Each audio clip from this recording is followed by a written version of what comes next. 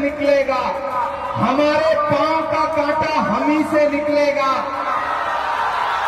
न हम सफर न किसी हमनशी से निकलेगा, हमारे पांव का कांटा हम ही से निकलेगा। वतन की रेत मुझे एड़ियां रगड़ने दे, मुझे यकीन है पानी यहीं से निकलेगा। बिहार है, ये उड़ती हुई चिड़िया के पर पहचान लेता है।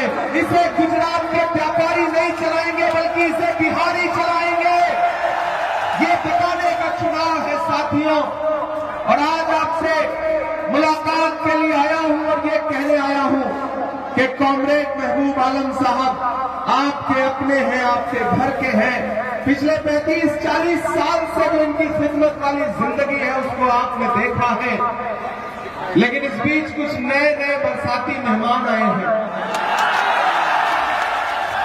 एक पूरी वसूली गैंग है और उस गैंग का जो कलेक्शन एजेंट है वो आपके बीच में घूम घूम करके कह रहा है कि नहीं, महबूब साहब से तो सवाल पूछना है, महबूब साहब से तो सवाल पूछना है। तो आपके सीमांचल के लोगों, मैं आपकी गैरत को पुकार के कहता हूं कि आपके बुजुर्गों को इसी सीमांचल में गाली दी जा रही है। वो साहब आकर के हैदराबाद से तकरीर करते हुए कहते हैं कि जो हमारे मुकाबले खड़ा होगा वो फिरौन है, नमरूद है।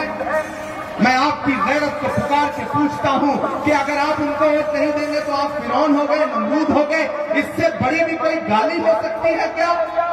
किसी ईमान वाले के लिए इससे बड़ी गाली नहीं हो सकती कि उसको फिरौन कहा जाए। अरे महबूब आलम, आपकी सियासत के खिलाफ खड़े हैं तो आप गरीब जनता के इस रहनुमा को फिरौन बताओगे?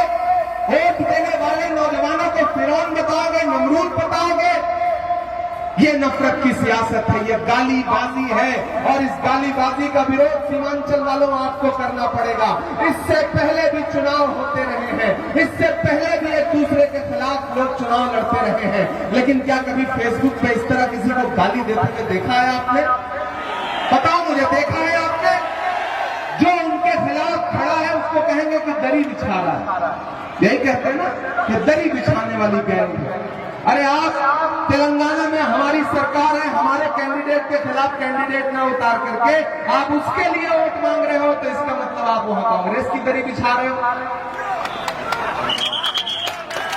बिछा रहे हो या नहीं बिछा रहे हो? अदावत है, सियासत है, परिंदा है, शिकारी है। अदावत है, सियासत है, परिंदा है, शिकारी है, मगर इन सारी चीजों पर मोहब्बत अब भी भारी है।